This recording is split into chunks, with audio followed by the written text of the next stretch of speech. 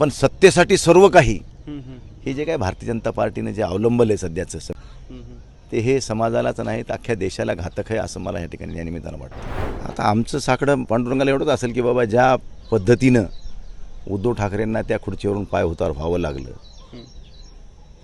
ते सगळं बघितलं तर कोणालाही निश्चितच वेदना होतील. जे आमच्या बघण्यात नाही ते आमच्या खाण्यात आलं, ते आम्हाला पचवता नाही आलं काही लोकांना, आणि ज्या पद्धतीने त्यांच्यावर वार झाले, आताही काय वार होत आहेत रोजही.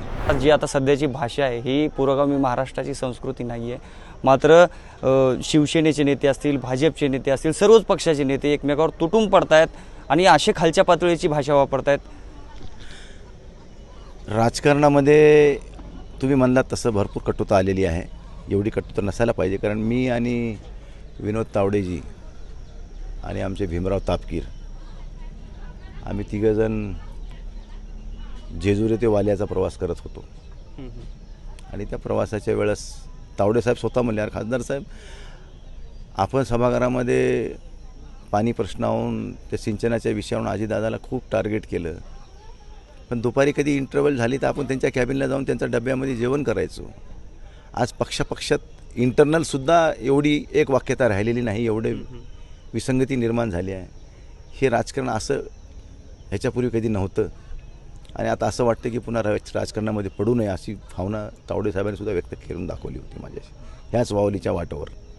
पण असं वाटतं की एवढी कटुता नसायला पाहिजे. शेवटी डावे उजवी विचारसरणी किंवा एक सत्तेत आहेत एक विरोधात आहे, वैचारिक लढाई ही मी समजू शकतो, पण सत्तेसाठी सर्व काही हे जे काय भारतीय जनता पार्टीने जे अवलंबले सध्याचं ते हे समाजालाच नाही तर अख्ख्या देशाला घातक आहे असं मला या ठिकाणी या निमित्तानं वाटतं. आता गेल्या काही दिवसांपासून महाविकास आघाडीतील नेते असतील, भाजपमधील नेते असतील, भावी मुख्यमंत्री म्हणून त्यांचे बॅनर झळकतात.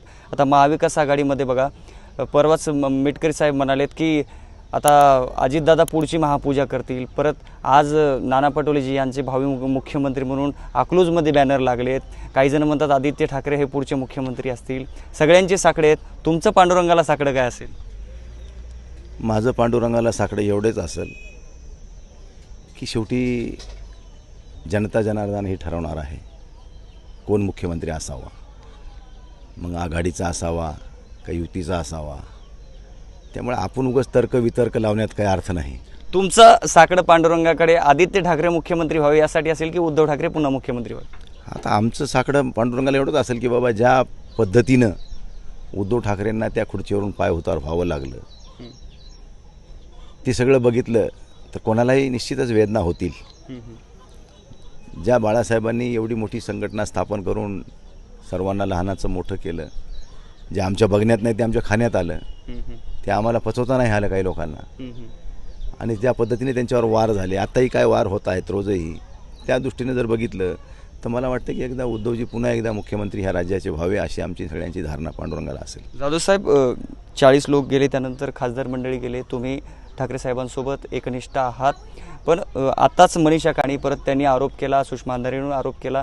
खरंच काहीतरी पक्षाने पुनर्विचार केला पाहिजे का? काहीतरी आपलं चुकते असं?